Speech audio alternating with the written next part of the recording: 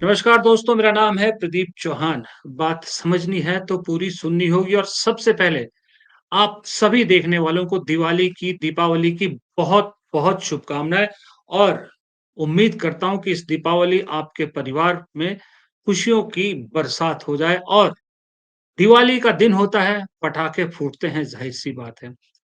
अब पिछले 1 साल से पटाखे सरकार के उस पे जो जिसने फोड़ रखे हैं, उस शख्स का नाम है राहुल गांधी।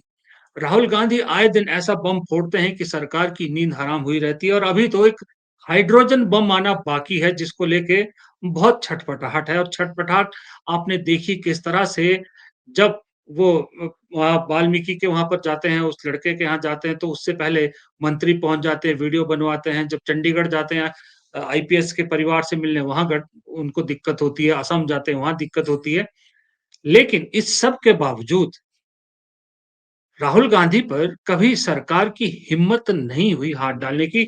ये आपसे एक बार वादा किया था मैंने इसको इस बारे में बात करने के लिए क्योंकि जिस तरह से ठीक चुनाव से पहले तेजस्वी यादव और उनके पूरे परिवार को लपेट लिया गया, हेमंत सोरेन को लपेटा गया, ममता बनर्जी, अरविंद केजरीवाल, हज़ारों केस है, कांग्रेस के कई सैकड़ों केस हैं, लेकिन राहुल गांधी पे वो हिम्मत नहीं हो पाती और वो हिम्मत क्यों नहीं हो पाती, ये एक ऐसा ही शख्स बता सकता है जो राहुल गांधी ही जितनी हिम्मत रखता हो इस सरकार से सवाल पूछने का और ऐसी शख्सियत आप मेरी स्क्रीन पे इस वक्त देख रहे हैं।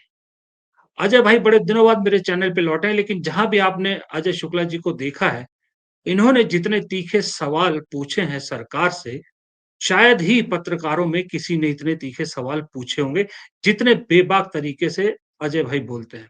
अजय भाई आपका सबसे पहले तो स्वागत है और दीपावली की बहुत-बहुत शुभकामनाएँ आपको और आपके परिवार सभी को बहुत-बहुत धन्यवाद शुभकामनाएँ। प्रदीप जी। और आपके सभी प्यारे दर्शकों को बहुत बहुत धन्यवाद। और दीपावली की हार्दिक शुभकामनाएं, धनतेरस की शुभकामनाएं, जो भी हैं सारे त्योहारों की जी, जी, जी। शुभकामनाएं जी। जी। अजय भाई सबसे पहला सवाल क्योंकि दिवाली का मौका है ज़्यादा दिन आपको ज़्यादा देर में रोकूँगा नहीं।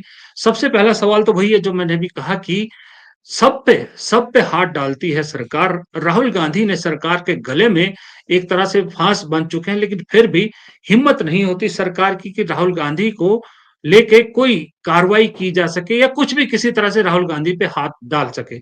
ऐसा क्यों है? देखिए प्रदीप भाई, सबसे बड़ी चीज होती है, मैं यदि आप आरएसएस की पूरी आइडियोलॉजी को समझिए तो उसके लिए आपको 1925 में जाना पड़ेगा।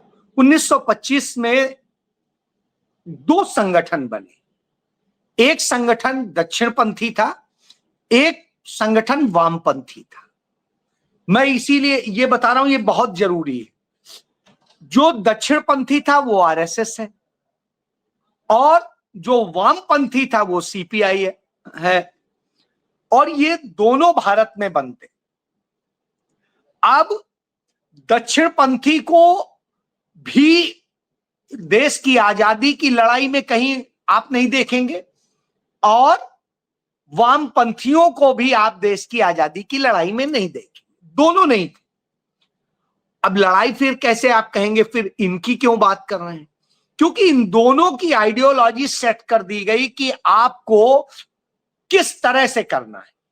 ये उस तरह का वामपंथ नहीं था जो रसिया में था या जो चाइना में था या और था। अंतः गवर्न जरूर हो रहा था, तमाम जगह से मदद मिल रही थी, लेकिन मूलतः तैयार किया हुआ उसी अंग्रेजी हुकूमत का। इसीलिए अंग्रेजी हुकूमत ने उन पर कुछ नहीं किया। अब मैं आता हूं तो उससे क्या होता है कि वो लगातार इस तरह से किए कि सारी कार्रवाई कांग्रेस के नेताओं पे होती थी। अब आप देखिए, गांधी, नेहरू, किसी को भी जो भी अरेस्ट किए गए, उन सबको मजबूरन बार बार इन्हें छोड़ना पड़ता था, फिर गिरफ्तार करते थे, फिर छोड़ना पड़ता था। क्यों? क्योंकि लीगली कोई भी गलत नहीं थी, लेकिन इनको रास नहीं आते थे तो सब होता था। और दूसरा कारण जो सबसे बड़ा था वो जनता का दबाव था। उनके साथ जनता सिर्फ एक क्षेत्र, एक जगह की नहीं थी। यदि आप तमिलनाडु की बात करें तो वहां पर भी गांधी नेहरू के समर्थक थे और कश्मीर में बात करें तो वहां भी थे, आप हिमाचल की बात करें तो वहां पर भी उन्हीं का नाम ले रहे थे, और आप कहीं और बात करें तो भी पश्चिम बंगाल में बात कर लें, या पश्चिम बंगाल तो तब नहीं था, बंगाल था, और नॉर्थ ईस्ट की बात करें वहां भी उनको लोग वो करते थे। आज भारत के अंदर यदि हम देखते हैं विपक्ष में कि कोई एक लीडर बताइए जो दलितों का अकेले लीडर, तो आपको दलितों का लीडर कोई नहीं मिलेगा, एक भी नहीं। मायावती है तो वो सिर्फ जाटो समुदाय की लीडर बन के रह जाती है। इसी तरह चंद्रशेखर रावण है, वो जाटो समुदाय भर में रह जाता है। इसी तरह डॉक्टर भीमराव अंबेडकर का जो वंशज है वो वहां सिर्फ महार जाति तक सीमित हो जाता है। जो भारत के इस समय चीफ जस्टिस ऑफ इंडिया है गवई, उनका परिवार एक सिर्फ सीमित जाति, गवई जो पूरी उसकी कम्युनिटी है वहीं तक सीमित रह जाता है।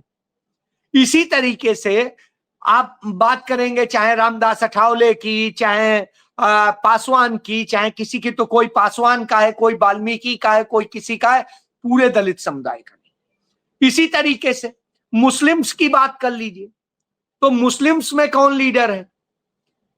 कोई आजम खां जो रामपुर के आसपास के 2-3 जिलों में प्रभाव रखते हैं, उससे ज्यादा नहीं रखते हैं।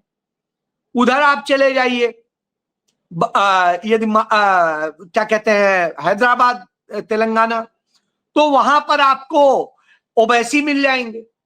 वो भी ओवैसी पूरे तेलंगाना में नहीं रखते, वो हैदराबाद की ही वो 5-6 सीटें हैं उतने में ही प्रभाव रखते हैं।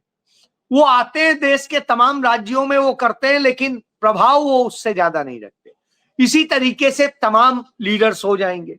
अब आप पिछड़ों की बात कर लें तो कोई यादवों का लीडर है, कोई कुर्मियों का लीडर है, कोई लोधियों का लीडर है, कोई किसी का है, कोई किसी का है। फिर आइए, राजनाथ सिंह कहेंगे हम राजपूतों के हैं, आदित्यनाथ कहेंगे हम राजपूतों के हैं, तो इस तरह से करके हो जाएगा।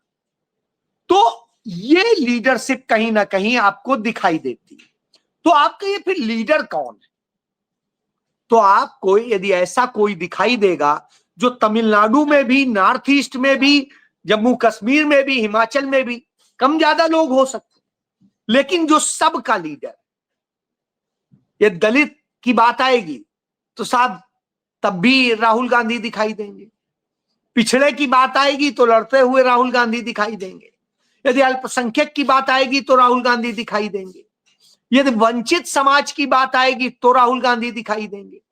और यदि राजपूत हो, ब्राह्मण हो या और दूसरे हो, उन सब के ऊपर भी यदि कोई आफत आती है और कोई अन्याय होता है तो राहुल गांधी दिखाई देंगे। यदि पूंजीपतियों के बीच में जो खेल हो रहा है, उस खेल के कारण जो छोटे व्यापारी और सब प्रभावित हो रहे हैं, उसको लेके कोई व्यापारियों के लिए लड़ता दिखाई देगा तो राहुल गांधी दिखाई देंगे। और यदि क्रोनिक कैपिटलिज्म के खिलाफ लड़ते तो राहुल गांधी दिखाई देंगे। तो राहुल गांधी असल में समग्र उसके लीडर हो गए। अब इससे क्या होता है, वो एक ऐसी ताकत बन जाते हैं जहां पर यदि उनके बारे में कोई ऐसी स्थिति आई, बहुत ज्यादा उन पे आक्रमण किया, तो जिस वोट बैंक के सहारे ये खड़े हैं उसमें ही बहुत बड़ा वोट बैंक खिसकने लगेगा। क्योंकि सारा वोट बैंक कट्टरता पे आधारित नहीं होता है, बहुत सारी चीजें होती है। हम आप हैं, मान लीजिए कई बार हमें लगेगा कि नहीं, हमारे यहाँ जो प्रत्याशी है बीजेपी का है वो अच्छा है और हमें लगता है इसको देना चाहिए, कांग्रेस का प्रत्याशी नहीं अच्छा है, हो सकता है हम उसको वोट डालें। हो सकता है हमें कांग्रेस का प्रत्याशी अच्छा लगे, हम उसको डालें। हो सकता है हमें कांग्रेस की आइडियोलॉजी अच्छी लगे, हम उसके हिसाब से दें। हो सकता है हमें बीजेपी की आइडियोलॉजी अच्छी लगे तो, लेकिन दोनों में कहीं ना कहीं बदलती। तो जो ये फ्लोटिंग वोट होता है, ये वोट समय और परिस्थिति के मुताबिक बदल जाता है। तो राहुल गांधी कहीं ना कहीं जो बात करते हैं वो हर व्यक्ति को लगता है कि यार हमारे भी तो बच्चों के भविष्य का मसला है, हमारे भी परिवार का मसला है, हमारे घर की बेटियों का भी मसला है, हमारे भी इसकी वो है, अरे यार जीएसटी से हमें भी तो परेशानी है, नोटबंदी से हमें भी तो दिक्कत हुई। ये सारी चीजें जब हम सब डिस्कस करते हैं तो हम कहां खड़े हो जाते हैं कि राहुल गांधी के लिए।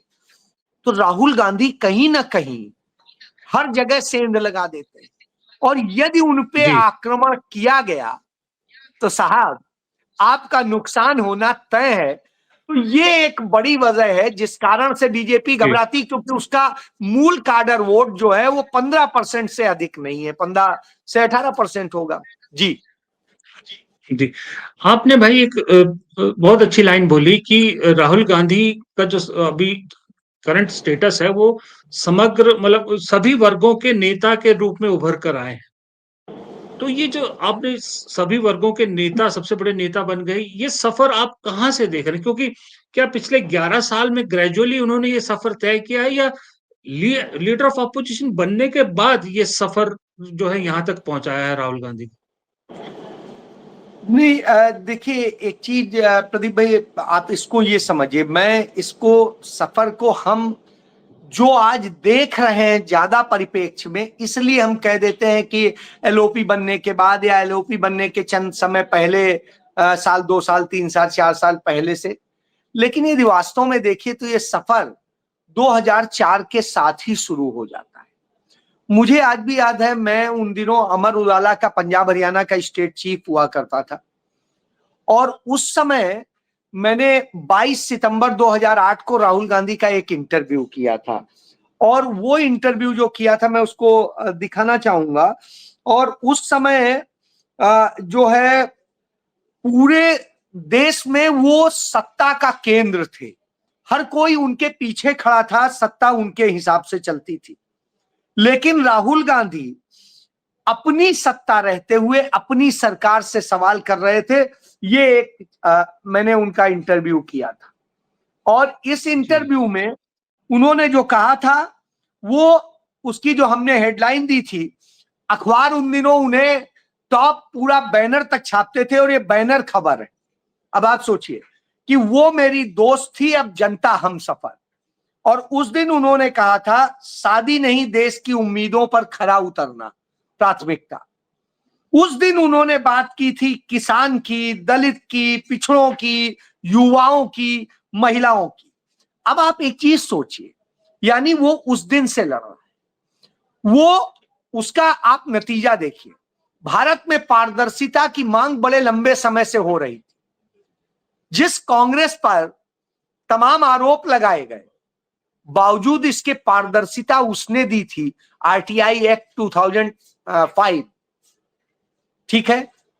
शिक्षा का अधिकार देके बच्चों को कैसे एक सीमा तक तो ये किया, सुनिश्चित किया जाए कि बच्चे पढ़े हो, उसके लिए आरटीई लेके कांग्रेस की ही सरकार आई थी, राहुल गांधी का ही विजन था। युवाओं को रोजगार अधिक से अधिक मिले हर इंडस्ट्री में, और इसके लिए फोकस किया गया था। कोई इंडस्ट्री बाकी नहीं थी जिसमें रोजगार नहीं मिल रहे थे, सरकार ज्यादा से ज्यादा नौकरियां दे रही थी, और यह काम उसी दौर में हो रहा था।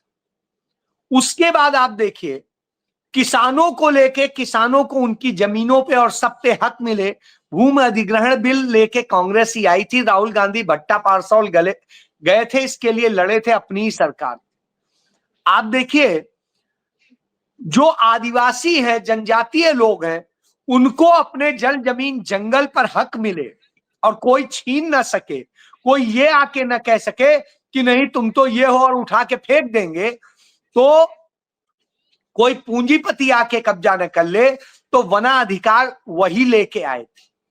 फिर रेहड़ी फड़ी वाले जो गरीब गुरबे हैं, कैसे अपनी ईमानदारी से रोटी चला सके और कर सके, उसके लिए वो जो पटरी दुकानदारों के लिए जो पॉलिसी और नीति लेके, उसके लिए कानून बना के लेके आए थे, वो भी कांग्रेस की वही सरकार थी, राहुल गांधी। और राहुल गांधी को पद से ज्यादा अपना विजन प्यारा था, और उसी कारण से आपको याद होगा 2009 में हम दोनों लोग तमाम चैनल्स में थे, और उस समय आप देखिए राहुल गांधी को प्रपोज किया गया था प्राइम मिनिस्टर के लिए, लेकिन उन्होंने साफ कहा कि नहीं, मनमोहन सिंह जी बहुत काबिल है, अच्छा कर रहे हैं, उन्हें वही रहेंगे। और उन्होंने कुछ नहीं लिया था। तो मैं ये उदाहरण इसलिए दे रहा हूं कि राहुल गांधी का विजन सदैव जनता के लिए था। हाँ, वो दिखाने पे यकीन नहीं करते थे। मैं इसके लिए इसलिए कह रहा हूं कि जब मैंने इंटरव्यू किया था उस समय तमाम सारे लोगों ने अप्रोच किया था और एक भी इंटरव्यू राहुल गांधी ने नहीं दिया था। आप देखिए, भारत जोड़ो यात्रा हो या भारत जोड़ो न्याय यात्रा हो, इस दौरान भी राहुल गांधी स्पेशली किसी को इंटरव्यू देते नजर नहीं आए। या दिया भी तो एक दो यूट्यूब के ही चैनल्स के लोगों को दिया था, किसी बड़े चैनल को नहीं दिया था। तीसरी चीज आप ये देखिए कि राहुल गांधी का एक विजन होता है कि आप बिल्कुल फ्रीक्वेंटली सवाल पूछिए, वो जवाब देते हैं, लेकिन स्पेशली इंटरव्यू के लिए वो जल्दी जल्दा तैयार नहीं होते, वो खुले में ओपन में देते हैं। तो ये है कि चुनाव के दौरान कई बार उन्होंने इंटरव्यू दिए, मंच पर दिए, खुले में दिए। इन सब के दौरान एक चीज सामने आती है कि राहुल गांधी के पास विजन भी है, राहुल गांधी की नेशनल और इंटरनेशनल दोनों वैल्यू है, और इसका नतीजा है कि दुनिया की जो टॉप 5 यूनिवर्सिटी है, हार्वर्ड हो, ऑक्सफोर्ड हो, कैम्ब्रिज हो, स्टैनफोर्ड हो, या कोई भी और यूनिवर्सिटी हो, कोलंबिया हो, दूसरी हो, और जो भी नॉर्वे की यूनिवर्सिटी हो, सब आप देखिए हर यूनिवर्सिटी राहुल गांधी को लेक्चर के लिए बुलाती है और हर एक में उन्होंने लेक्चर दिया, डिफरेंट सब्जेक्ट्स पे डिफरेंट स्टूडेंट्स के ओपन प्लेटफॉर्म पे जवाब दिए। अब ऑक्सफोर्ड यूनिवर्सिटी के प्रोफेसर से पूछा गया कि आप राहुल गांधी को ही क्यों बुलाते हैं, प्रधानमंत्री नरेंद्र मोदी को क्यों नहीं? उन्होंने इसका बड़ा स्पष्ट जवाब दिया था, राहुल गांधी सिर्फ सवालों के जवाब ही नहीं देते, लेक्चर ही नहीं देते, वो हर स्टूडेंट के भी सवालों का जवाब देते हैं, और यूनिवर्सिटी चाहती है कि हमारे स्टूडेंट्स की क्या क्वेरीज हैं और उनके उत्तर मिले। और नरेंद्र मोदी सिर्फ लेक्चर तो देने को तैयार हों, लेकिन उनसे कोई सवाल करे यह तैयार नहीं होंगे। तो यह वजह है कि राहुल गांधी की इंटरनेशनल स्वीकार्यता बहुत है। इसके अलावा राहुल गांधी के खुद चूंकि पढ़े हैं दुनिया की टॉप यूनिवर्सिटीज में, और उनका जो नॉलेज है वो नॉलेज इंटरनेशनल रिलेशन पे हो, पॉलिसीज पे हो, इकोनॉमी पे हो, सोशल पे हो, तो वो इतना मजबूत है कि उन्हें इस तरह से खड़ा कर देता है कि वो एक स्टार वर्ड बन जाते हैं। अजय इसलिए भाई, लेकिन नरेंद्र मोदी जी, अजय भाई, लेकिन एक सवाल यहाँ फिर ये उठता है ना कि राहुल गांधी की हम बात करते हैं, राहुल गांधी की मेहनत हम देखते हैं, राहुल गांधी का लोकप्रियता बढ़ रही है, इसमें कोई शक नहीं है। राहुल गांधी की बातों में वजन होता है, ये तो अब प्रूव हो चुका है, उनकी सारी बातें सच निकलती है। लेकिन फिर ये सवाल लोग उठते हैं या लोग पूछते भी हैं कि राहुल गांधी इतनी मेहनत करते हैं, उस मेहनत को ग्राउंड पे उतारना काम पार्टी का है, लेकिन पार्टी में फिर ऐसा कुछ होता है कि उनकी मेहनत पर पानी फिरता नजर आता है, जिसका सबसे ताजा उदाहरण है फिलहाल बिहार, जहां पर वोट चोर गद्दी छोड़ का मुद्दा ना सिर्फ बिहार, ना सिर्फ पूरा देश, नेपाल तक राहुल गांधी का वो नारा पहुंच गया। लेकिन उसके बाद टिकट डिस्ट्रीब्यूशन हो, सीट शेयरिंग हो, या जो भी हो रहा है इस वक्त बिहार में, अब वो लोग कह रहे हैं कि जो नैरेटिव बनाया था राहुल गांधी ने, जो एक एडवांटेज था महागठबंधन के बाद, वो सब मिट्टी हो गया। फिर इसको राहुल गांधी फिर जीरो से शुरू करेंगे क्या? मैं प्रॉब्लम यही है, यही प्रॉब्लम है। जब का मैंने आपको इंटरव्यू दिखाया, राहुल गांधी अपनी पार्टी से लड़ रहे थे, क्योंकि पार्टी के अंदर ही तमाम सारे ऐसे लोग बैठे हैं जो नहीं चाहते हैं कि राहुल गांधी इतनी ताकत बने। वो ताकत बन गए तो जो उनके धंधे हैं वो खत्म हो जाएंगे। और नरेंद्र मोदी को राहुल गांधी से डर ये लगता है कि राहुल गांधी यदि उठ के खड़े हो गए या राहुल गांधी पर हमने हाथ डाला तो पूरा देश उबल पड़ेगा, क्योंकि गांधी के नाम पे कुछ भी हो, राहुल गांधी को आप पप्पू कहते रहे, लेकिन राहुल गांधी जैसे ही पैदल उतरे जमीन पे, देश उनके साथ खड़ा हो। तो ये एक चीज है, लेकिन पार्टी के अंदर निश्चित रूप से गड़बड़ होता है। लेकिन मैं एक चीज कहूंगा, बिहार में टिकट डिस्ट्रीब्यूशन में 19-20 कोई बात हुई हो, लेकिन वास्तव में बहुत अच्छे टिकट दिए गए हैं। एक चीज, सारे सर्वे और सारे आकलन के बाद दिए गए हैं। अब प्रॉब्लम वहीं आ जाती है जो प्रॉब्लम राहुल गांधी के साथ वहां थी। जो मठाधीश सालों साल से बैठे थे, पार्टी का सिंबल लेके, पार्टी के नाम पे, और मलाई खाते थे और खेल करते थे, वो आज किनारे आ गए।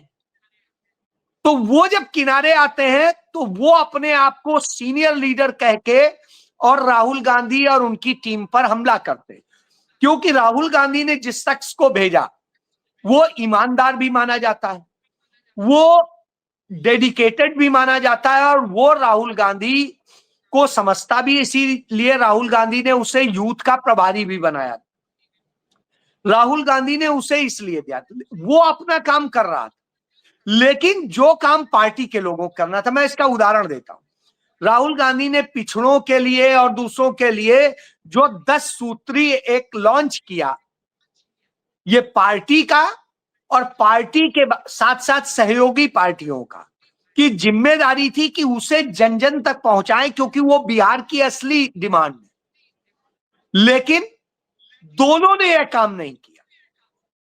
ना कांग्रेस पार्टी के वहां नेताओं ने यह काम किया और ना ही वो किया। अब आप एक बात बताइए, राहुल गांधी तो गांव गांव जाएंगे नहीं, घर घर जाएंगे नहीं, और जा भी नहीं सकते, संभव भी नहीं।